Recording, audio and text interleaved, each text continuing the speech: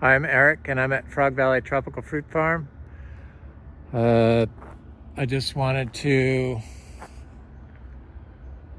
let everyone know that we did not sell Frog Valley Farm, that this supposed buyer defaulted on the terms of his contract, and so we just couldn't work with it. And yeah, we still own it, so it looks like I'm going to be here for mango season, and it looks like it's going to be a really good mango year. I'm going to go around and look at some ultra tropicals because we do have some ultra tropicals growing here. But look at these mangoes. I mean, they're just loaded with blooms. It smells so good, even in the cold. It's been cold. It's in the 50s. It's not like horribly cold.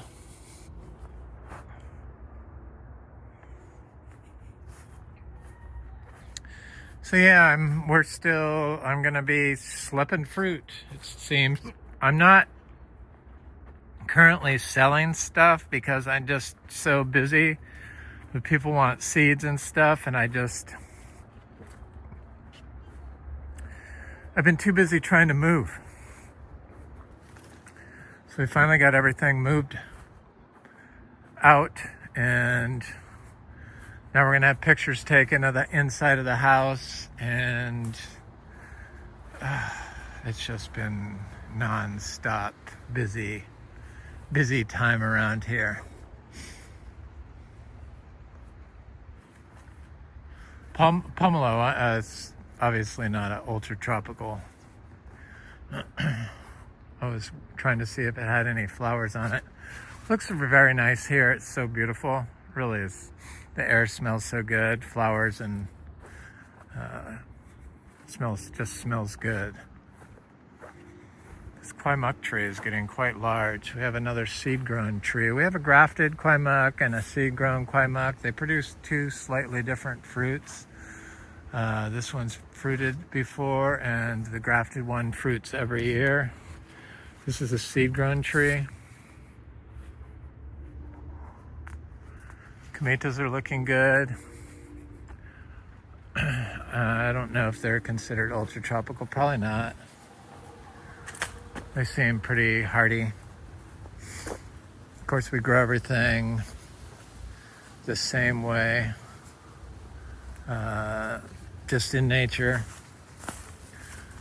So Ingus spectabilis has got lots of flowers on it. Maybe we'll get some fruit. It's a big producing achachiro tree. I'm very excited because now I can go through with my plan of populating our new place with seeds from this place, and achachiro is part of that plan. So Juicy Pearl Star Apple, it seemed to be cold sensitive in years past, slightly, but it's fine. And this is the Star Apple Alva. It's definitely different than a Camito. It's a white star apple. Or is it white? No, it's gold. Goldish pink. It's supposed to be the best one. Best tasting star apple. These are Oscar's giant purple star apple, seed grown. They should be of size where they're starting to flower now. This one particular. This one was a little slower, but it seems to be taking off finally.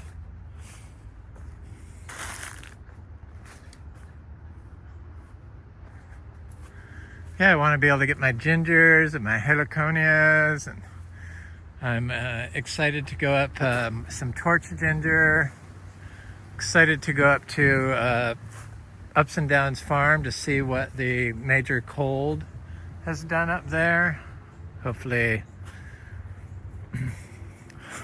stuff is not brown and dead, my bananas, but it's possible. But it's only been 34 for a low, which is totally fine.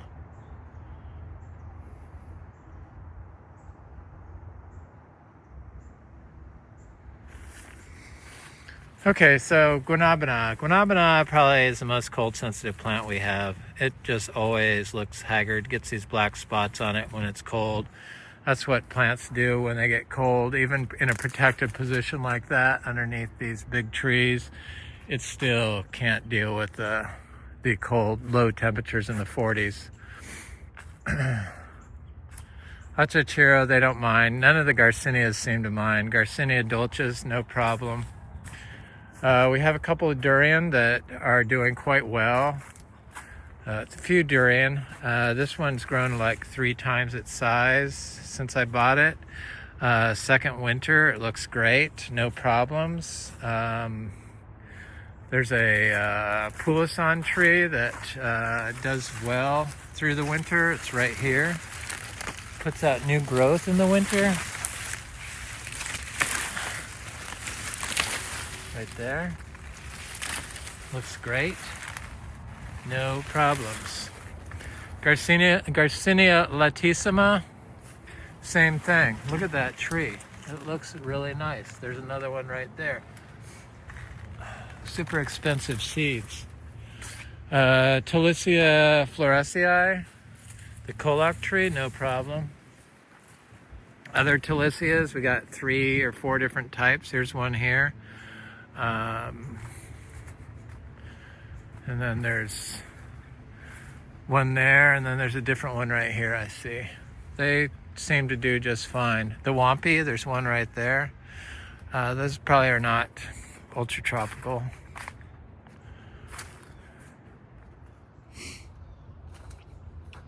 Different Polyterias, you know, egg fruit families of fruit. They look good. This is a little Garcinia right there. It looks really good.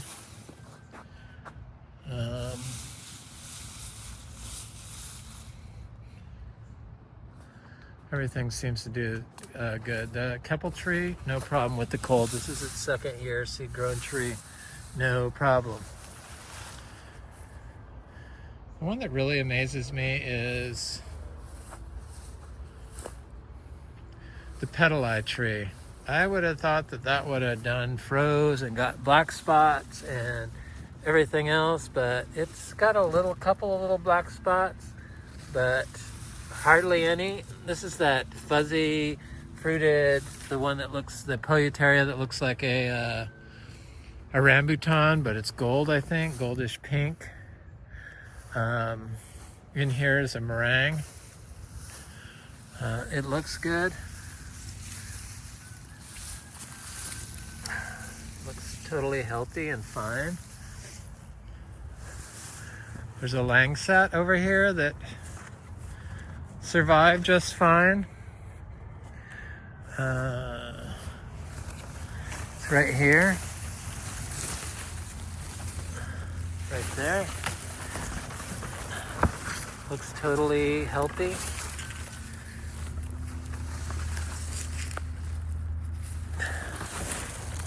there. Here's a round leaf cacao, totally unaffected by the cold. This is a larger cacao. Cacao in the winter, because of the winds and the drought, because we don't water anything, it's just dry farm naturally. Everything's grown naturally. No inputs are used at this point. It's just self-sustaining, self-regenerating system. The Jaguar cacao, that got a little affected by the drought, I think. It seems okay. It's got a new leaf on it, so I'm not going to even worry about it. Of course, the little cacaos, they are not ultra tropical, I am positive. Different Polyterias. We have Garcinia mangostana, 2 feet from seed in less than 2 years, a year, basically a year and a half. There's a Garcinia dulcis. Is that ultra tropical? I don't know. All these cacaos, different cacaos. We grow 5 different types of cacao. Here's another Garcinia latissima. Looks great. The Nuclea latifolia is just a sprawling plant. Looks good. These are the syzygium, the rose apple, some sort of syzygium. I'm not sure what it is. It's got long, narrow leaves, but it's blooming for the first time. These are seed-grown trees.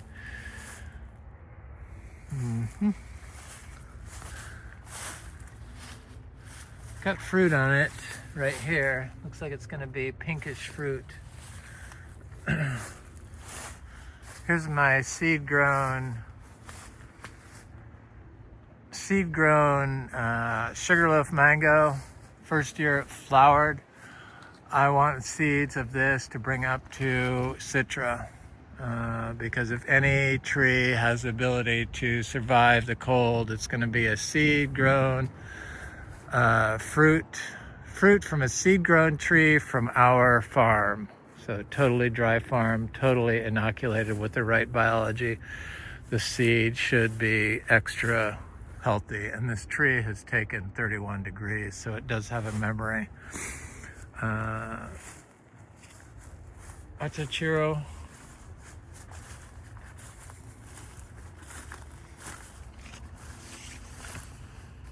Achachiro. Cashews, I mean, they're supposedly ultra tropical, but they're not ultra tropical here. I mean, we're not in the tropics, so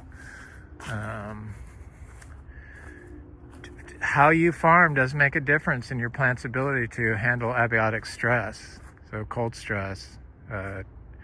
When you use chemicals, you have to use water, so we don't use chemicals, we never have. We used to be biodynamic certified, we're not any longer. We focus on the microbiology in the soil and in the plant, and inoculating our plants and trying to grow as many different types of species together as possible. That's a ackee tree. Oh, so Platonia insignis. Is that an ultra tropical, the bakuri fruit? This tree wasn't coming up over here. I marked it, and then one of the seeds got dug up, so I planted another one in here. So there's two of them growing. So there's one here, and then there's one here that I planted later. But it seems to look okay. It's totally unaffected by the cold. Completely. Lots of bananas going on. Achachiro. There's a guanabana here. They just don't like the cold. I have a big one. This passion vine has gotten to be everywhere. What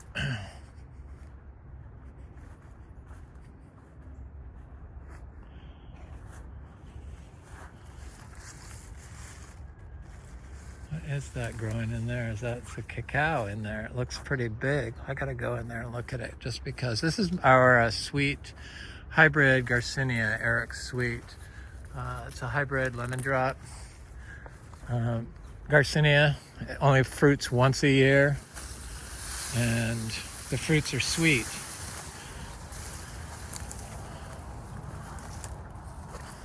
Yeah, it's a cacao. It looks really healthy. I knew I planted some in here, but they got quite large because it hasn't been that long.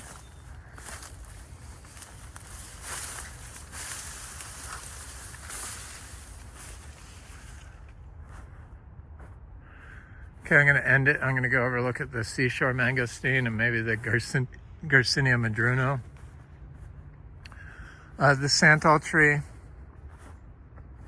We have some that are pretty big in the back, or in the back of the house.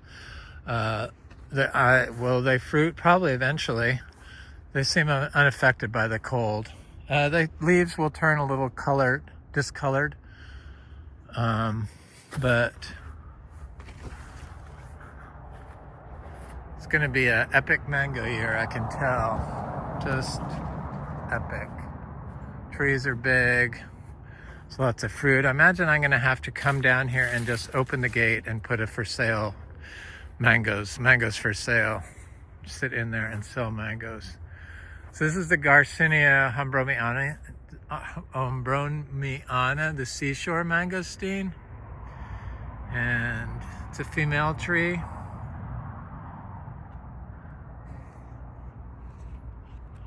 Does not need to be pollinated to create viable fruit, and probably the unpollinated fruit of the female Hambromiana will only produce female plants, I'm hoping. But this has a big bloom. It fruited for the second time. First time it held fruit was 2024, and it gave us a lot of fruit for the first time. And it had flowered once 2 years prior to that, and that's when I knew it was a female tree. Because we have two male trees, and the flowers actually on the male tree look like female flowers, but they're not. They're male flowers. It's kind of different flowers than on the other Garcinias, but all the Garcinias seem to have the same cold tolerance in our system. I can't see a difference between Hambromiana and Intermedia, Madruno, Latissima, Mangostana. They all function exactly the same way, the exact same effects. This is Braziliensis Garcinia. This is Gardneriana. Has some fruit. I got a bunch of fruit off this. I made another video. I got the seeds. I wanted the seeds to bring up to Citra, because I'm hoping that I can grow the Garcinia fruit trees up in our oak forest up there. So I wanted seeds of this, so I got a bunch. Here's a male Garcinia Hambromiana tree. This is the one that has the red flowers, but they're not open yet.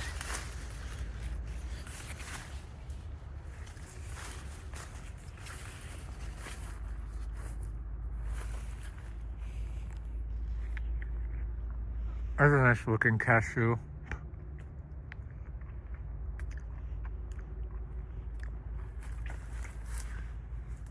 This is a purple forest guava. Seed grown. I just got so much fruit off this thing. You'll see it in the other video, or maybe I'll do the other video first. But more than 20 fruit, and it has fruit on it still. I mean, it's just crazy. This thing just pumps out the fruit. I'm telling you, got little fruit still, and green fruit still, and yellow fruit still, and I bet it has a flower or two on it. I see a fruit here. I see big fruit. I see little tiny yellow fruit.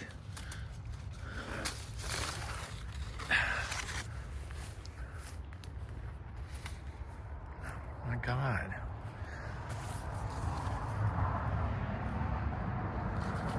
Okay, I don't see a flower, but I bet there is. I'm gonna get all these because I want the seeds.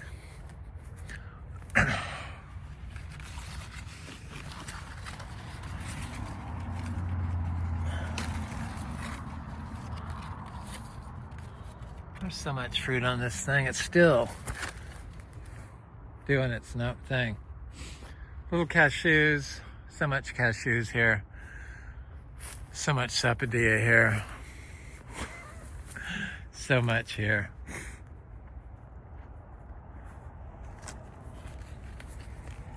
This orange crush mango or jackfruit is like got a lot of fruit on it, and it's got a lot of flowers on it still.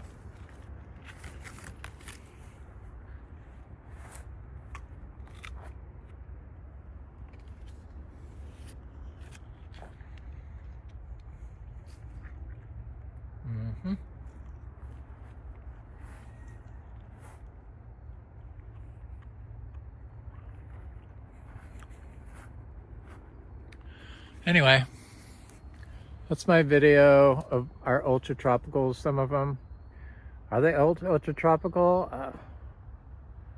Obviously, if they're able to grow here, they're like not that tropical, but certainly the way you farm and the way we farm enables them to deal with cold stress better than if you had a system that's heavily dependent on pollutants like chemical fertilizers, or if you're using plastic to grow. Those are mitochondria inhibitors, and that's what you want, healthy mitochondria for your plant, just like in us. Your plant can't function at its optimal metabolic ability if it's like had a history of pollutants given to it. And it's important how you grow your food for our health. And I just am surprised that people just can't see that it's really not healthy to consume the food that is being given pollution.